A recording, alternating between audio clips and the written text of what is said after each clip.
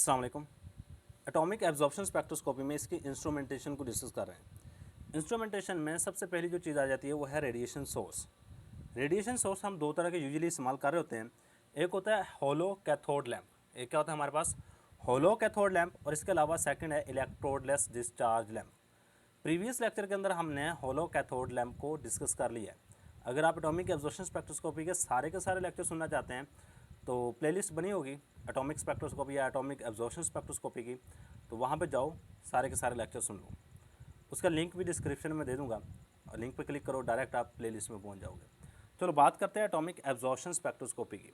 जो source of radiation है वो दो है, एक होता है HCl, एक होता है EDL। HCl से मुराद है होलो कैथोड लैंप, EDL से मुराद है इलेक्ट्रोडलेस डिस्चार्ज लैंप। आज जो बात हमने करनी है यह है इलेक्ट्रोडलेस डिस्चार्ज लैंप की। हेडिंग दे दो, electrode less discharge lamp. Discharge lamp ये हमारे पास रेडिएशन सोर्स है। अब इसमें जो सबसे मोस्ट इंपॉर्टेंट चीज़ है वो ये है कि इसके इंस्ट्रूमेंटेशन कैसी है और ये वर्क किस तरह करता है। ये दो चीज़ें इंपॉर्टेंट है। क्या चीज़? Instrumentation and working. देखो हमारे पास सबसे पहले हेडिंग दे दो इंस्ट्रूमेंटेशन की। अगर इसके इंस्ट्रूमेंट देखें ना तो बाज़ दफ़ा ना आपको ये समझ नहीं आ रहा होता ये बात क्या कर रहा है। इंस्ट्रूमेंटेशन थोड़ा सा कॉम्प्लेक्स टॉपिक है, इतना ज़्यादा कॉम्प्लेक्स नहीं है सिंपल, लेकिन बाज़ दफ़ा लग जाता है ये कॉम्प्लेक्स है। तो हमारे पास सबसे पहले इंस्ट्रूमेंटेशन में बात करूँ तो ये हमारे पास इस तरह का इसका इंस्ट्रूमेंट होता है। कोशिश कीजिएगा साथ साथ इसको ना लिख लीजिएगा, यह आपके लिए बड़ा हेल्पफुल होगा। इसके आगे हमारे पास ये लैंप है और यहाँ पे आगे की तरफ हमारे पास लगी होती है विंडो। क्या चीज़ लगी होती है? विंडो, जो कि यूजुअली क्वार्ट्स की बनी होती है। ये वाली चीज़ हमारे पास क्या है? Quartz window. यहाँ से रेडिएशन बाहर जा सकते हैं सिर्फ। ये क्या है हमारे पास? QUARTZ क्वार्ट्स विंडो है जहाँ से रेडिएशन सिर्फ बाहर जा सकती हैं। अब इसके अंदर कौन कौन सी चीज़ें मौजूद होती हैं? इसके अंदर हमारे पास होता है सबसे पहले यहाँ पे एक लैंप होगा। क्या होगा? एक लैंप होगा। ये बिल्कुल इस तरह गोल सा होता है। अब इसके अंदर आपने कौन सी, इसको आपने कोई इलेक्ट्रिसिटी नहीं दी हुई, याद रखिएगा। इसको आपने इलेक्ट्रिसिटी नहीं दी। यहाँ पे मैंने बात की हुई है, ना तो यहाँ पे कोई एनोड होगा ना ही यहाँ पे कैथोड होगा। मैंने बात कर दी है, ये है इलेक्ट्रोड लेस। इलेक्ट्रोड कोई भी नहीं होगा, ना एनोड होगा ना कैथोड होगा। यानी एक सिंपल सा ये हमारे पास ग्लास का बना होता है ये वाली चीज़। अब इसके अंदर कौन सी चीज़ लेनी होती है, ये बहुत इंपॉर्टेंट है। इसके अंदर आप ले रहे होते हैं दो चीज़ें, इन दोनों में से कोई एक चीज़ ले सकते हैं। पहले नंबर पे आप कोई मेटल लोगे, मैं एम से लिख देता हूँ। पहले नंबर पे मेटल ले सकते हैं और सेकंड नंबर पे कोई मेटल साल्ट ले सकते हैं। मेटल साल्ट को भी ले सकते हैं, ये दोनों में से कोई चीज़ भी ले सकते हो। और इसको ना हमने बाहर से सराउंड किया होता है, यहाँ से इसके बाहर हमने कुछ इस तरह की अपरेटस लगाया होता है। यहाँ से ये इसके बाहर हमने ना तारें लपेटी होती हैं, तार, जो कि हमारे पास होती है RF कोयल, जिसको हम क्या नाम देते हैं? RF कोयल। इसके बाहर हमने इस तरह रेडियो फ्रीक्वेंसी कोयल लपेटी हुई है। ये क्या हमारे पास? RF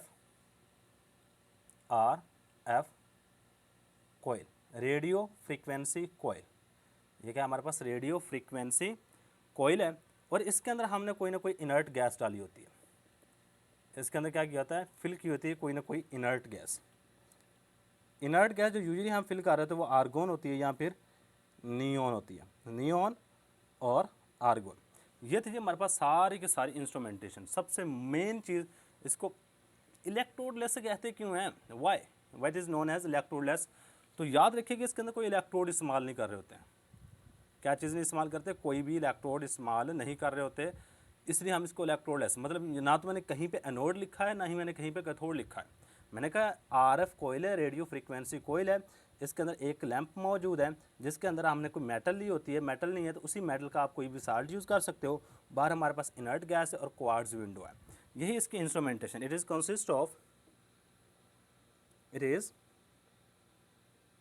कॉन्सिस्ट ऑफ, यह मुश्तमिल होता है सबसे पहली चीज़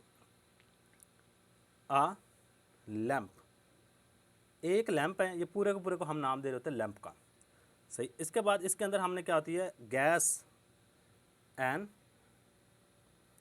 inert gas is filled, inert gas is filled inside the lamp, filled inside the lamp, inside the lamp, lamp के अंदर हमने एक इनर्ट गैस फिल की हुई है। क्या किया हुआ है, इनर्ट गैस को फिल किया हुआ है।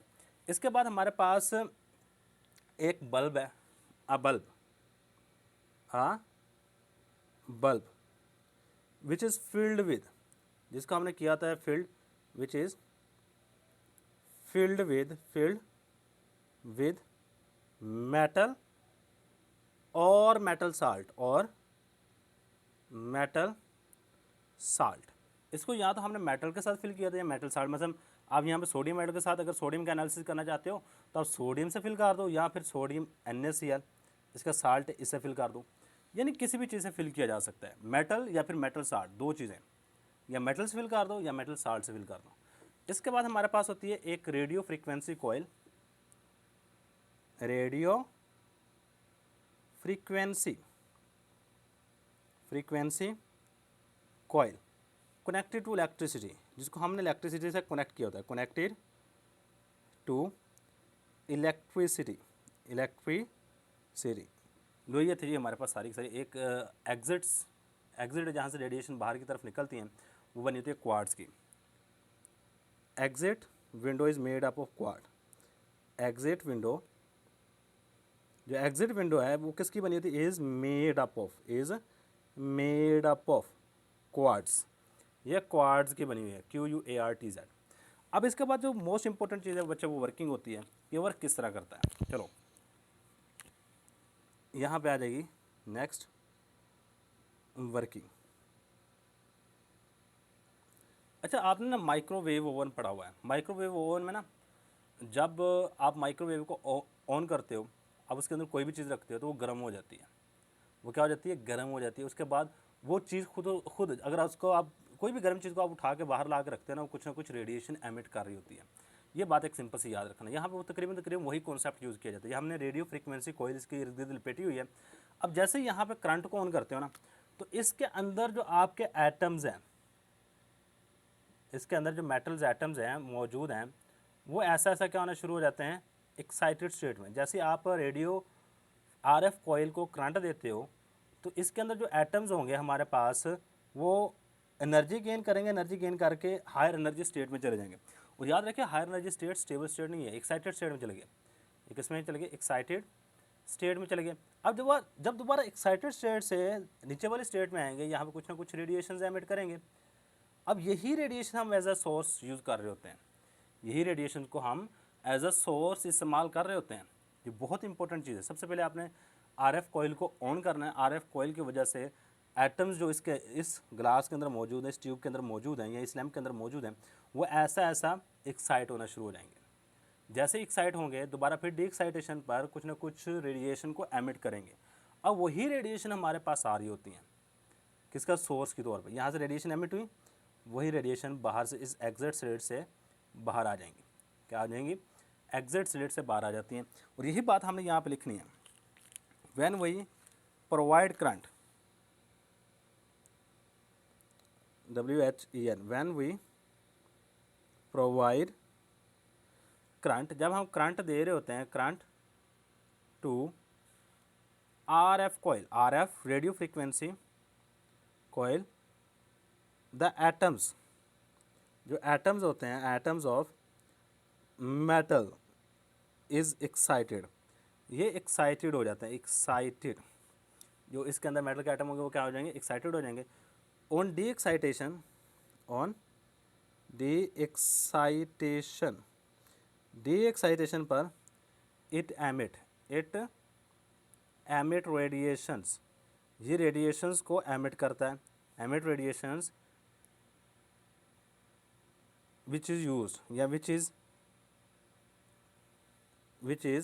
यूज्ड, जिसको हम इस्तेमाल कर रहे होते हैं इन एटॉमिक एब्जॉर्प्शन स्पेक्ट्रोस्कोपी के वाले से।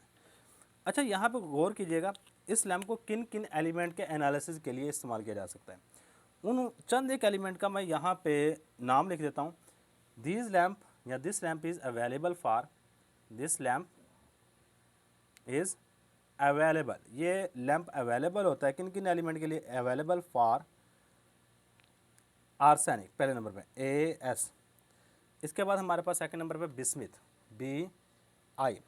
थर्ड नंबर पे कैडमियम, CD। फोर्थ नंबर पे CS, सीजियम। इसके बाद जर्मेनियम, मरकरी। इनमें से कुछ एलिमेंट का नाम याद कर लीजिएगा, फॉस्फोरस, रुबेडियम,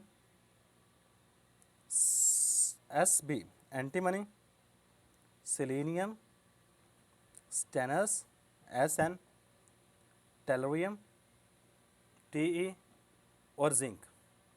अब देखो, अगर गौर करोगे ना, मैं जितने भी नाम लिखे हैं एलिमेंट्स के, ये सारे के सारे सॉलिड स्टेट में, सारे के सारे क्या हैं?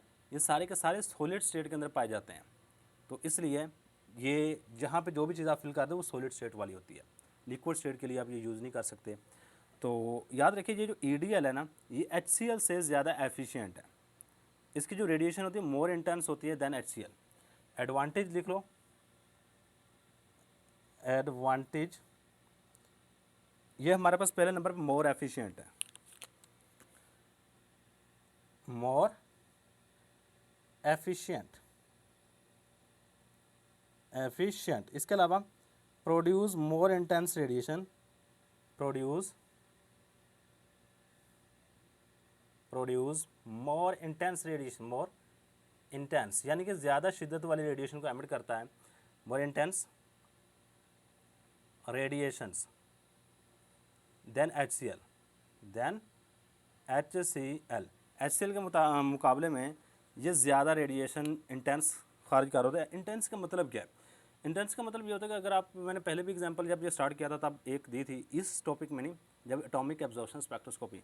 आप रूम में बैठे हुए, रूम में बैठने के बाद आपने एक लाइट ऑन की, आपको लाइट कम लगी, आपने दूसरी ऑन कर दी, तीसरी ऑन कर दी। जब दो या तीसरी ऑन करते हैं ना, दूसरी या तीसरी, तो कमरे में लाइट काफ़ी ज़्यादा हो जाती है। मतलब अब लाइट की इंटेंसिटी बढ़ गई है। लाइट की इंटेंसिटी क्या होगी? बढ़ गई, यही होती है हमारे पास मोर इंटेंस। सही है, इसलिए ये वाला ज़्यादा एक्यूरेट है, इसको ज़्यादा अच्छा माना जाता है, एफिशिएंट होता है। और दो ही हमारे पास एडवांटेज है जिसकी वजह से हम इसको ज़्यादा इस्तेमाल कर रहे होते हैं। यही हमारे पास आज का लेक्चर। Thanks for watching. उसके स्क्रीनशॉट लाजमी ले लीजिएगा। अल्लाह हाफिज़।